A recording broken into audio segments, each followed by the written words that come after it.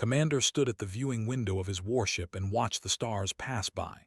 His yellow eyes moved slowly across the darkness of space. He had seen these stars many times before. He had fought battles near them. He had watched enemies die under their light. For 300 years he had been a warrior. His body carried the marks of every battle. Scars crossed his scaled green skin like rivers on a map. Some came from plasma burns. Others came from blades and claws. One long mark ran from his left eye down to his jaw. That one came from an assassin who thought he could kill a sleeping commander. The assassin was wrong. Among his people was more than a soldier. He was a legend. Young warriors spoke his name with respect and fear. He had never lost a war. He had never retreated from battle. When the elders of the council needed someone to lead their forces, they always called him. He was the blade of his people, sharp, cold, unbreakable. But today something bothered him. Today he felt something he had not felt in a very long time. He felt insulted. The Galactic Coalition had given him a mission. The Devourer swarm was moving toward a mining colony called Nexus 7. 40,000 people lived there. Miners, families, children. The swarm would eat them all if no one stopped it. Understood this. He accepted this mission gladly. Fighting the swarm was an honor. They were the most dangerous enemy in the galaxy. But then the Coalition told him about his allies. Humans. Turned away from the window and walked to his command chair. His heavy feet made loud sounds on the metal floor. Around him, his crew worked at their stations. They were all warriors, all ready to die for the mission. He trusted each of them with his life. He did not trust humans. The humans were new to space. They had only discovered faster-than-light travel 60 years ago. In that short time, they had spread across a small section of the galaxy. They built colonies. They made trade deals. They joined the Coalition. But they had never fought a real war. Not out here. Not against something like the swarm. Had read reports about Earth and its people. The humans were soft. Their skin had no scales, no armor, no protection. They lived short lives, 80 years, maybe 90 if they were lucky. A warrior could live for 500 years. What could a creature learn in only 80 years? What wisdom could it gain? What strength? Their ships were crude things, metal boxes with simple engines. Their weapons were basic, projectiles and small explosives, nothing compared to plasma cannons or energy lances. The humans were like children playing with toys while adults fought with real weapons. And yet the Coalition had sent them, one ship, 30 crew members, to fight alongside a battle fleet. It was an insult, was sure of it. Someone on the Coalition Council wanted to embarrass him, or perhaps they wanted to test the humans. Let them see real combat. Let them run away in fear. Then the Coalition would know what humans were truly worth. Nothing that was what they were worth, nothing at all. The communication officer turned to face him. She was young for only 80 years old, but she was skilled at her job. Commander, the human vessel is approaching. They request permission to dock. Made a low sound in his throat. It was not quite anger. It was something closer to disappointment. Let them come. I will meet their captain myself. He walked through the corridors of his ship toward the docking bay. Other warriors stepped aside as he passed. They lowered their heads in respect, barely noticed them. His mind was on the humans. He would meet them. He would judge them. And then he would keep them far from the real fighting. He would not let their weakness cost lives. The docking bay doors opened with a hiss of air, stepped inside and waited. Through the large windows he could see the human ship approaching. It was called the Defiance, a strange name for such a small vessel. It was barely larger than a transport shuttle. Its hull was gray and simple. No decorations, no markings of victory, just a plain ship carrying plain people. The vessel connected to the docking port. There was a moment of silence. Then the airlock opened and the humans stepped out. There were only 3 of them, 2 men and 1 woman. They wore simple uniforms, blue and gray, no armor, no visible weapons. They looked around the docking bay with curious eyes like travelers visiting a new city. The man in front stepped forward. He was average height for a human. His hair was brown and cut short. His face was calm, tired. There were small lines around his eyes that spoke of long nights and heavy thoughts. He smiled and extended his hand. "Commander, I'm Captain Jack of the Defiance. It's an honor to fight beside the—" Looked at the extended hand. He knew this human greeting, a handshake, a sign of trust and friendship. He reached out and took the human's hand briefly. The skin was warm and soft, fragile. "Captain," said, his voice was deep and rough, "you and your crew are welcome aboard my ship." The words were polite, but there was no warmth in them. Made sure of that. The woman behind Jack stepped forward. She had dark hair pulled back from her face and sharp eyes that seemed to notice everything. "I'm Lieutenant Marsh, sir, second in command of the Defiance. We've studied the tactical reports on the swarm. We're ready to help however we can." "Help," repeated the word slowly. "Yes, we shall see what help you can provide." The third human was younger, a man with nervous energy in his movements. He introduced himself as Danny Cole, the ship's engineer. He talked quickly about the Defiance's systems, about modifications he had made, about ideas he had for fighting the swarm. Listened to none of it. He had already made his judgment. These humans were not warriors. They were not soldiers. They were something else, something soft and temporary. They would break at the first sign of real danger. He had seen it happen before with other young species. The galaxy was cruel and it crushed the weak. As he led them through his ship, showing them to their quarters, felt certain of one thing. When the battle came, the humans would run, or they would die. Either way, they would not matter. He was wrong. Later that night, after the meeting ended and the humans returned to their small ship, Lieutenant Marsh sat at her desk. She opened her personal log and began to write.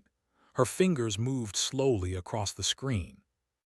"Coalition allies underestimate human resolve," she wrote. "Commander looks at us and sees weakness. He sees our soft skin and our short lives and our small ship. He does not see what lies beneath. He does not know our history. He does not know what we have done to survive, what we have done to each other, what we are capable of when everything is on the line."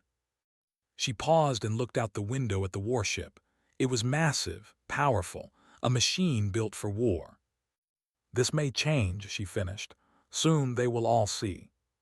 She closed the log and turned off the light. In the darkness, she smiled. The Devourer swarm came out of nowhere. One moment, the space around Nexus 7 was empty and quiet. The next moment, it was filled with death. Was on his command deck when the alarm started screaming. Red lights flashed across every surface. His crew shouted reports at him from every direction. He raised one hand and they all went silent. A true warrior did not panic. A true warrior stayed calm when chaos surrounded him. "Show me," he said. The main screen flickered to life. What saw made his old heart beat faster, not from fear. He had forgotten how to feel fear long ago. No, this was something else. This was recognition. He was looking at a worthy enemy. The swarm filled the screen like a living storm. Millions of creatures poured out of subspace, each one a nightmare made of metal and flesh. They were monsters, part machine, part organic. They had no eyes, but they could see. They had no ears, but they could hear. They moved together like one giant organism, controlled by a hive mind that no one understood. Each creature was about the size of a small fighter ship. They had sharp legs and cutting jaws. Their bodies were covered in black armor that could survive the cold of space. And they were hungry, always hungry. The swarm did not conquer planets. They consumed them. They ate everything. Metal, rock, flesh. Nothing was safe. Had fought the swarm before. 20 years ago, he had led a defense of a border world. They had won that battle, but it had cost 10,000 warriors their lives. He still remembered the sound of the creatures cutting through ship hulls. He still remembered the screams. "How many?" he asked quietly. His tactical officer, checked his instruments twice before answering. The young warrior's voice was steady, but could see fear in his eyes. Approximately 2 billion individual units, Commander, maybe more. 2 billion. The number hung in the air like poison. The coalition fleet had 27 ships, 27 against 2 billion. The mathematics were not good. But they had no choice. Behind them was Nexus 7, 40,000 people, families, children, workers who had come to this distant rock to mine precious metals and build better lives. They were loading onto evacuation ships now, but they needed time, hours, maybe more. Someone had to buy that time. All ships commanded. Attack formation. We hold the line here. We do not retreat. We do not surrender. Today, we show the swarm what the coalition is made of. The battle began. Destroyers moved forward first. They were the largest ships in the fleet. Their plasma cannons fired in synchronized waves, sending bright green death into the swarm. Thousands of creatures exploded in the first seconds, then thousands more. But for every one that died, 10 more took its place. The ships came next. They were elegant vessels, shaped like curved blades. They specialized in energy barriers and defensive technology. Their shields created walls of force that blocked the swarm's advance in certain areas. But the creatures simply went around them. They flowed like water, finding every gap, every weakness. They joined the fight with their strange weapons. They were crystalline beings who communicated through sound and vibration. Their ships broadcast frequencies designed to shatter the swarm's armor. It worked on some creatures. Others seemed immune. Watched the battle unfold on his tactical display. He gave orders. He adjusted formations. He did everything a commander could do, but deep inside he knew the truth. They were losing. The swarm was too many, too fast, too hungry. 1 hour into the battle gave him the report he had been dreading. 60% fleet losses, Commander. We have lost 16 ships. The evacuation is only 40% complete. 16 ships, thousands of warriors, gone, and the evacuation was not even half finished. Closed his eyes for a moment. In 300 years of war, he had never faced odds like this. He had never felt so helpless, but he would not show it. His crew needed him strong. We continue, he said. Every minute we hold, more civilians escape. Their lives are worth our deaths. Then something strange happened. One of his officers pointed at the tactical display. Commander, the human ship, it's moving. Looked, the Defiance had been hanging back during the entire battle. He had assumed they were hiding, cowards waiting for a chance to run. But now the small gray ship was moving forward, not away from the swarm, toward it. What are they doing? Demanded. No one had an answer. The Defiance accelerated past the defensive line. It flew straight into the space between the coalition fleet and the swarm. It was suicide. A ship that size would be torn apart in seconds. Opened a communication channel. Captain, what is your intention? You are flying into certain death. Jack's voice came back calm and clear. There was no fear in it, no hesitation. With respect, Commander, we know exactly what we're doing. Keep your ships back. You're going to want some distance for this. Distance? Distance for what? There was a pause. When Jack spoke again, there was something new in his voice, something hard and cold and very, very old. They don't know what we are yet. Let's teach them. On the bridge of the Defiance, the crew worked with quiet focus. There was no panic, no shouting, just calm, steady professionalism. Marsh coordinated with Nexus 7, guiding evacuation ships through safe routes. Her fingers flew across her console as she calculated trajectories and timing.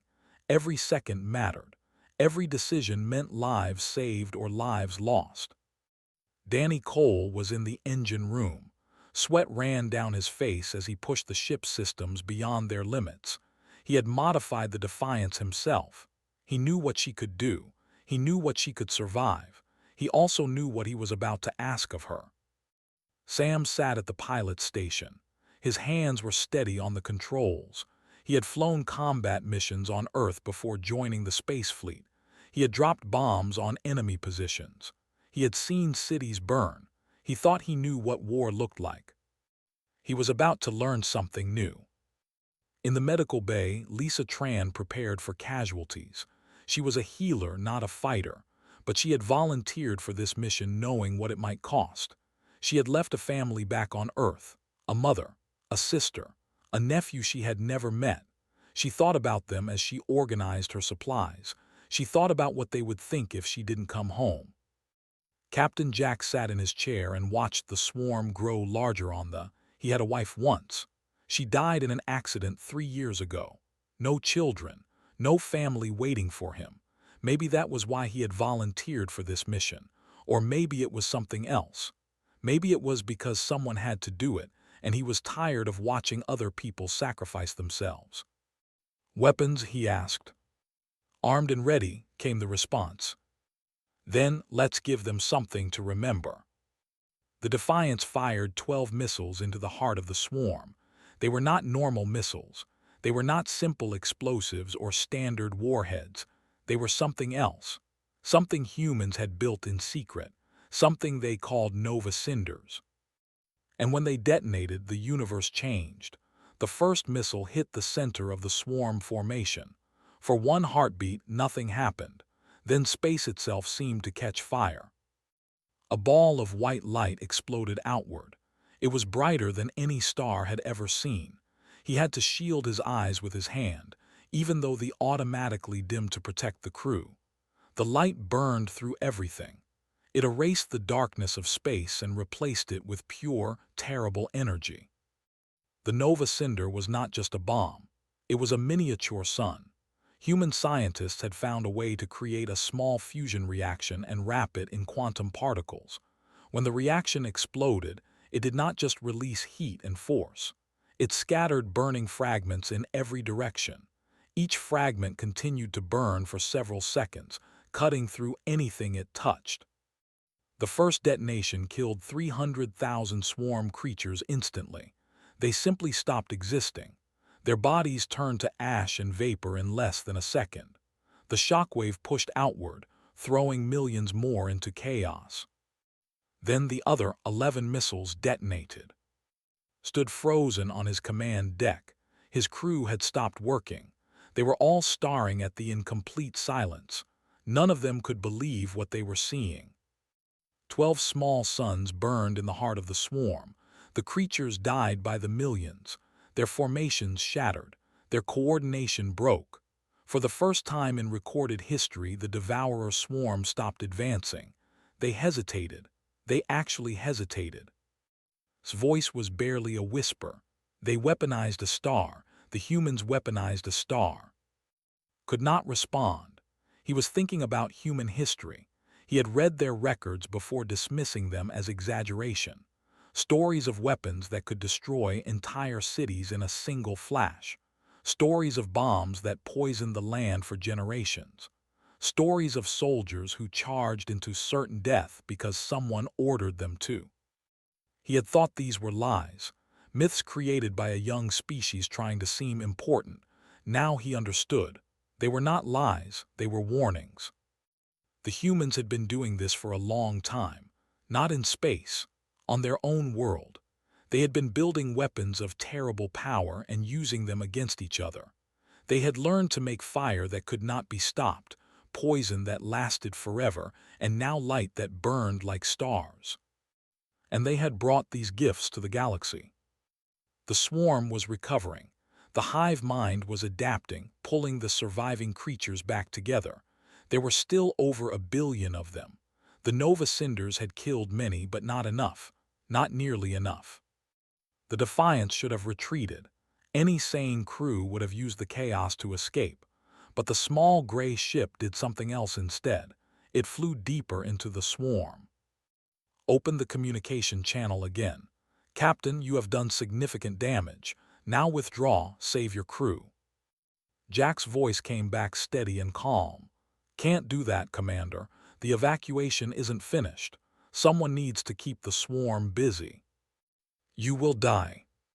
Maybe, but those 40,000 people won't. The Defiance began broadcasting on every frequency. It was a signal designed to attract the swarm's attention. The creatures were drawn to certain energy patterns, certain sounds. The humans had studied them and learned their weaknesses. Now they were using that knowledge to make themselves the most interesting target in the system. It worked too well. The swarm turned toward the Defiance like a predator spotting wounded prey. Millions of creatures changed direction and swarmed toward the small ship. They moved with terrible speed and hunger. Sam flew like a man possessed. He took the Defiance through maneuvers that should have torn the ship apart. He dove between massive swarm creatures, using their bodies as shields. He spun through debris fields created by the Nova cinders. He pushed the engines so hard that the hull screamed with stress. Hull integrity at 60%, Danny Cole reported from engineering. Shields are failing. I'm redirecting power from life support to keep them up.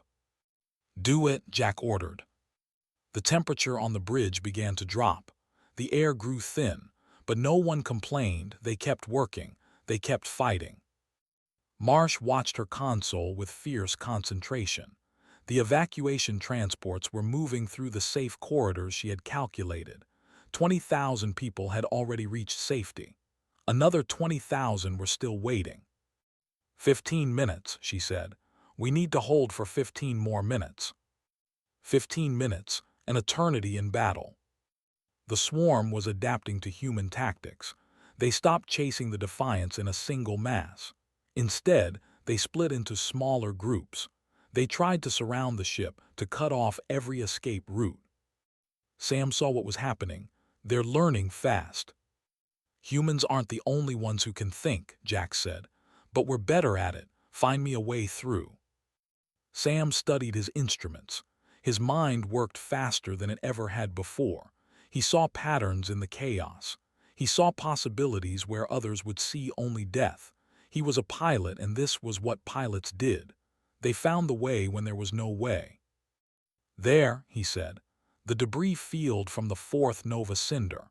The radiation is still high enough to disrupt their coordination. If we fly through it, we can break their formation. Radiation will damage our systems, Danny warned. Our systems or our lives, Jack replied. Fly through it, Sam. The Defiance dove into the burning debris field. Warning alarms screamed. The radiation tore at the ship's electronics. Screens flickered. Lights died. For several terrible seconds, they flew blind through hell. Then they emerged on the other side. Behind them, the swarm formation had broken again. The radiation confused their hive mind. Creatures crashed into each other. Some turned and attacked their own kind. But the Defiance had paid a price. Half their systems were offline. Life support was barely functioning. They had minutes of power left, maybe less. And the swarm was still coming. Lisa Tran moved through the ship, treating injured crew members. Burns from overloaded consoles, cuts from broken equipment. One young crewman had a piece of metal in his shoulder. She removed it quickly and sealed the wound. He tried to thank her. She told him to get back to his station. She found Captain Jack in the corridor outside the bridge. He was leaning against the wall, one hand pressed against his side. Blood seeped between his fingers. Captain, you're hurt. I know. His voice was tight with pain. Piece of console hit me when we went through the radiation. It's fine. It's not fine. You need medical attention. Jack looked at her with those tired, determined eyes. How many people are still on Nexus 7? Lisa checked her communicator. About 12,000. They're loading the last transports now. Then I'll get medical attention when they're safe. Until then, patch me up enough to keep fighting. Lisa wanted to argue. She was a healer. Her entire purpose was to save lives, but she understood something in that moment. Jack wasn't asking her to ignore his wound. He was asking her to trust him, to trust that some things were worth bleeding for. She cleaned the wound and sealed it with medical gel. It would hold for a while, maybe long enough. Thank you, Jack said. He walked back to the bridge, leaving small drops of blood on the floor behind him. Outside, the swarm gathered for another attack, and somewhere in the distance, the last evacuation transports lifted off from Nexus 7, carrying 12,000 people toward safety. 12 more minutes, just 12 more minutes.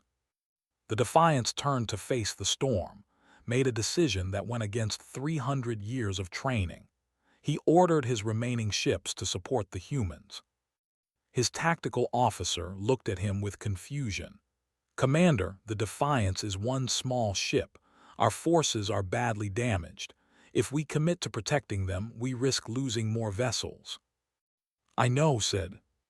"Then why? The logical choice is to hold our defensive line and let the evacuation continue. The human ship has already done more than anyone expected. If they die with honor. But we should not throw away lives for one human frigate." Was silent for a moment. He watched the Defiance on his. The small ship was surrounded by swarm creatures. Its hull was blackened and torn. Its shields flickered weakly. It should have been destroyed already, but somehow, impossibly, it kept fighting. "Do you know why I have never lost a war?" The young officer shook his head. "Because I learned long ago that wars are not won by the strongest army or the best weapons. Wars are won by those who refuse to stop fighting, those who give everything even when victory seems impossible." Pointed at the. "Those humans are fighting a battle they cannot win. They know they will probably die, but they are not running. They are not surrendering. They are buying time for people they have never met, people who will never know their names." He turned to face his crew. "That is something I recognize, that is something I respect, and I will not stand here and watch them die alone. All ships advance. We support the Defiance." The fleet moved forward. On the Defiance, Marsh saw the alien ships approaching. For a moment, she thought they were retreating. Then she realized they were coming to help. "Captain," she said, "though they're supporting us." Jack looked up from his console. Blood had soaked through the bandage on his side, but he ignored it. "Then let's make sure their sacrifice counts. What's the status of the evacuation?" 8,000 people left. 10 minutes until the last transport clears the system. 10 minutes. They had survived this long. They could survive 10 more minutes. The ships engaged the swarm with renewed fury. Their plasma cannons tore through creature after creature. The aliens were buying the Defiance precious seconds to breathe, to recover, to fight on. But the swarm was endless. For every creature that died, more appeared. They were like water filling every crack, every gap, and they had found a new target. A swarm breacher, one of the larger creatures designed to cut through ship hulls, slammed into the side of the Defiance. Its sharp legs punched through the metal like knives through paper. Alarms screamed. Air began rushing out through the breach. "Hull breach, Section 7, Danny Cole shouted from engineering. "We have creatures inside the ship." Inside the ship. The words hit the crew like a physical blow. Fighting the swarm in space was one thing. Fighting them in your own corridors was something else entirely. Jack grabbed the ship's communication system. "All hands, this is the captain. We have boarders. Seal all bulkheads. Arm yourselves. We hold this ship until the evacuation is complete. No retreat. No surrender." Lisa Tran was in the medical bay when she heard the captain's words. She looked at her healing supplies. Bandages, medicine, tools for saving lives. Then she looked at the weapon locker on the wall. She was not trained for combat. She had spent her whole life learning how to heal people, not hurt them. But she understood that sometimes healing meant protecting. Sometimes saving lives meant taking them. She opened the locker and took out a rifle. It was heavy in her hands, unfamiliar, dangerous. She walked toward Section 7. The corridor was dark. Emergency lights flickered red. The sound of scraping metal echoed from somewhere ahead. Lisa moved carefully, keeping her back to the wall. Her heart was beating so hard she could hear it in her ears. She was not alone. 3 other crew members had joined her. Pete was a mechanic, 50 years old, with strong hands and a calm voice, was a communications officer, young and scared but trying not to show it. And Chris was a gunner, only 17 years old, the youngest person on the ship. They were not soldiers. None of them were soldiers. They were engineers and healers and technicians. They had joined the space fleet to explore, to discover, to build things. They never expected to fight for their lives in a dark corridor against alien monsters. But here they were. The first swarm creature came around the corner. It was smaller than the ones in space, about the size of a large dog. Its metal and flesh body gleamed in the emergency lights. Its jaws opened wide, revealing rows of cutting teeth. Pete fired first. His shot hit the creature in its center mass. It stumbled but did not fall. Fired next, then Chris, then Lisa. The combined shots finally brought the creature down. But more were coming. Lisa could hear them in the walls, in the ceiling, everywhere. "Hold the line," she said. She did not know where the words came from, they just felt right. "We hold the line." They fought in that corridor for what felt like hours. Wave after wave of creatures came at them. Pete took a cut to his arm but kept firing, ran out of ammunition, and used a metal pipe from the wall. Chris was knocked down by a creature and got back up before it could finish him. Lisa shot anything that moved. Blood covered the floor. Some of it was human, most of it was not. Then the creatures stopped coming. For a moment the four of them just stood there, breathing hard, covered in wounds and filth. They had held the line. Somehow, impossibly, they had held the line. Arrived with boarding parties 10 minutes later. His warriors secured the breach and swept through the damaged sections of the ship. What they found would stay with them forever.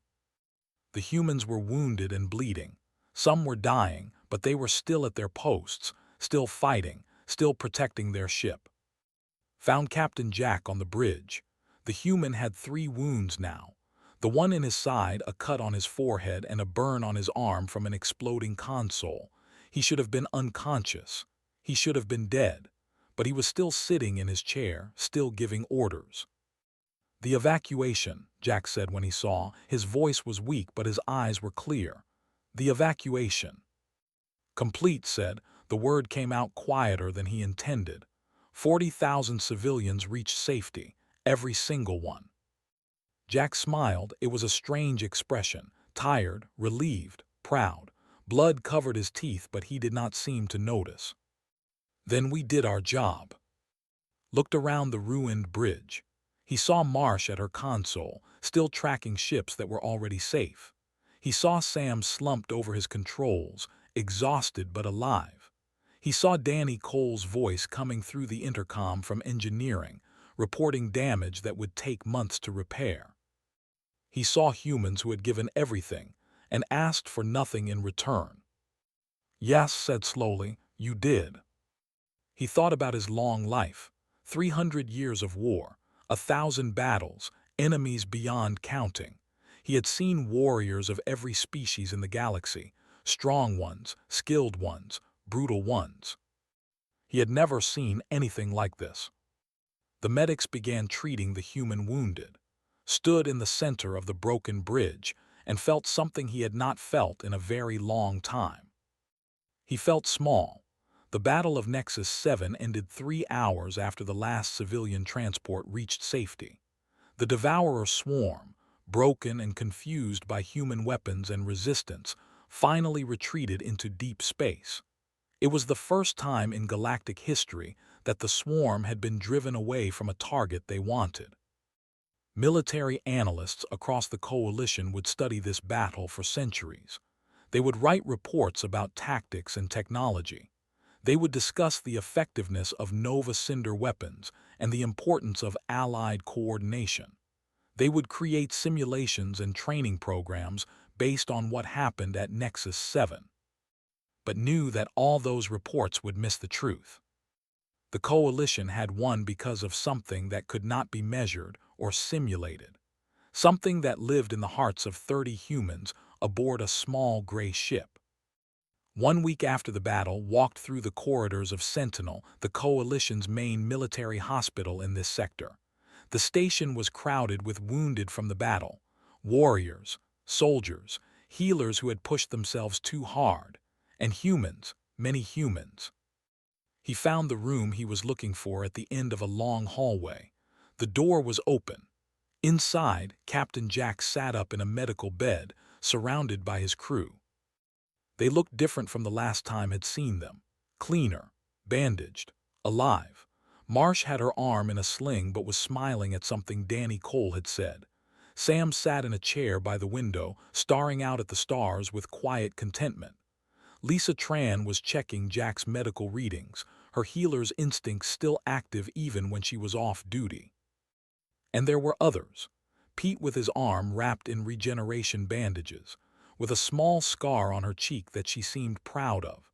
Young Chris, who had aged 10 years in one night and somehow still managed to laugh at his friends' jokes. They were survivors, all of them. Knocked on the doorframe. The conversation stopped and everyone turned to look at him. "Commander," Jack said. His voice was stronger now, though still weak. "Please come in." Entered the room. He felt strange, uncomfortable. For 300 years he had been a leader of warriors. He had given orders and received respect. He had stood above others, confident in his strength and wisdom. Now he stood before these soft-skinned, short-lived creatures, and he felt like a student before his teachers. "I came to speak with you," he said to Jack, "if you will permit me." "Of course." The crew made room for. Someone brought him a chair, though it was too small for his large frame. He sat anyway. For a long moment he did not speak. He was trying to find the right words. In the language, there were many ways to express respect and gratitude, but none of them felt big enough for what he wanted to say. "I have fought many wars," he began finally. "I have seen warriors of every kind, brave ones, skilled ones, brutal ones. I have watched species rise and fall. I have seen empires crumble and new civilizations take their place. In all that time, I thought I understood what it meant to fight, what it meant to be a warrior." He paused, looking at each human in turn. "I was wrong." Marsh started to speak, but raised a hand. "Please let me finish. This is difficult for me." He took a deep breath. The air on the station tasted strange to him, too clean, too filtered. He missed the recycled air of his warship, but he continued. "When I first met you, Captain, I judged you by your appearance. I saw soft skin and short lives. I saw a small ship and simple weapons. I thought you were weak. I thought you would break at the first sign of danger. I thought you did not matter." Jack listened without expression. His eyes were calm and patient. "But then I watched you fly into the heart of the swarm. I watched you use weapons that burned like stars. I watched your crew fight in corridors filled with monsters, bleeding and dying but never stopping. I watched you give everything you had, not for glory or honor or victory, but for people you had never met, people who will never know your names." His voice grew quieter, more intense. "Your people are different from any species I have encountered. When you fight, you do not hold back. You commit everything. Your ships, your bodies, your futures. You burn like stars rather than surrender. You sacrifice yourselves as easily as breathing." "We call it going all in," Jack said softly. "When there's no other choice, when good people need protecting, we stop calculating the odds, we just act." Nodded slowly. "That is what paused me. During the battle, when I saw what you were doing, I stopped. For the first time in 300 years, I stopped and watched. Not your weapons, not your tactics. The thing you unleash in battle is yourselves, all of yourselves, without limit." He leaned forward, his yellow eyes meeting Jack's tired human gaze. "I have never seen anything more terrifying, or more beautiful." The room was silent. No one seemed to know what to say. Even the machines monitoring Jack's vital signs seemed quieter, as if respecting the moment. Then did something that shocked everyone, including himself. He bowed his head. This gesture was sacred. It was reserved only for equals, only for those who had proven themselves worthy of absolute respect. In 300 years had bowed to perhaps a dozen beings, kings and generals, legendary warriors whose names were written in stars. Now he bowed to a human captain in a hospital bed. "I have submitted a formal request to the Coalition Council," said, raising his head. "I have asked that human forces serve as the vanguard in all future engagements against the swarm. The request has been approved." The humans looked at each other in surprise. Marsh's eyes went wide. Danny Cole let out a low whistle. "The vanguard," Jack repeated. "You want us at the front?" "Yes, because now I understand. The swarm is not afraid of plasma cannons or energy shields. They are not afraid of large ships or advanced technology, but they hesitated when they saw what you could do. For the first time in their existence, they felt something like fear. You showed them what humans are capable of, and I believe that fear will save more lives than any weapon we could build." He stood up, towering over the hospital bed. "The Devourer swarm will learn in time what we learned at Nexus 7. Humans are not the strongest species in the galaxy. You are not the or the oldest. Your ships are small. Your lives are short. But when you are pushed to the edge, when everything is on the line, you become something else." He paused, searching for the right word. "You become fire, you become light, you become unstoppable." Jack was quiet for a long moment. Then he reached out his hand just as he had when they first met on ship. The same gesture, the same meaning. This time, took it without hesitation. He held the human's hand firmly, feeling the warmth and softness that he had once mistaken for weakness. "We're honored to fight beside the," Jack said, the same words as before, but now they carried weight, now they meant something. "And we are honored to fight beside you," replied. Later that night, after had left and the other crew members had returned to their own rooms, Marsh sat alone at a desk in the corner of Jack's room. The captain was asleep, his body finally surrendering to the rest it needed. Opened her personal log and began to write. "Coalition allies no longer underestimate human resolve. Commander has formally requested that human forces serve as the vanguard in future engagements against the Devourer swarm. The request has been approved. We will be at the front. We will be the first into battle and the last to retreat. It is a heavy responsibility. Many of us will not survive." She paused, looking out the window at the stars. "But we are human. This is what we do. We face the darkness. We stand against the storm. We fight not because we want to, but because someone must. And when we fall forward toward the enemy, never away." She closed the log and turned off the light. In the darkness, she could hear Jack's steady breathing. He was alive. They were all alive. Tomorrow would bring new battles, new enemies, new chances to die or triumph. The galaxy was vast and dangerous, and the swarm was only one of many threats waiting in the darkness.